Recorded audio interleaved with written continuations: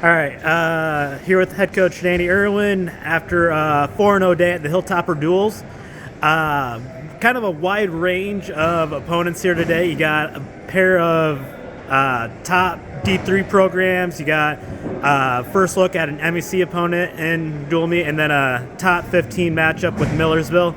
Kind of just talk about how thoughts with kind of that wide array of opponents. Well, just some really good programs led by some really good coaches, and just respect them a lot. And Frostburg State being back here, mentioning Coach Hutchins has done a really good job at programs he's been at. And now he's got Frostburg State up and running. He's assisted by Hilltopper legend Brian Davis, and it's awesome to see Coach Davis back on the Hilltop. And just they had a scrappy bunch, and just overall 4 really challenging duels that puts I would say an exclamation point on 2023, and as we start turning our attention really quickly to 2024.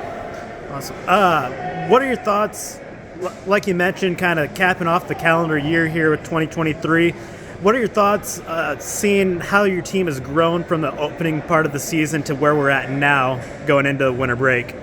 Well, I think we got some emergence of some guys. We're starting to figure out 174 a little bit more. I thought Alex Crane's starting to show some more of what he's capable of, and we're going to need more out of those couple weight classes, along with what we've done at those other eight weight classes. And just, I like the growth we made. At the end of the day, we got to have a lot of urgency right now. We haven't quite fired off 10 guys going out there with an abundance of attitude, and just it's something that you let people hang around, or you take your foot off the gas pedal, and next thing you know, you got some really interesting matches, or you're getting banged up, and a number of things. And as many guys are in a good spot, we got just as many guys that the time is now. We can't keep kicking the can down the road and hoping to land it where we want to land it later in the year. We got to do it now. So that urgency is important.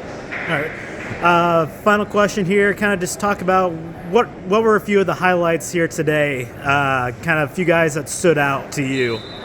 Well, it's nice having Jamar back, out there in the Hilltopper, singlet, and he's ultra smooth in a lot of positions. The Borslino's getting back in the swing of things, but a couple things for me. Brock Weigel, somebody that he's had some ups and downs, and he fought his tail off, and we needed him in that last duel, and he let it fly. And just to see him smile and point at some of his teammates that he's been working with, I mean that's something that's really motivating to me, and just burns that fire a little hotter. And Mason Christian's starting to get his feet moving, his hands moving, and smiling more, and he's got a lot of good wrestling in him. So I think some of the things he did today brought some smiles to our face, and just those couple of guys, and just in total that that have our families here, and and all our guys competing that are healthy, and just overall that I like what we're doing together, and we got to continue to do it together. We're going to keep doing the things that we want to do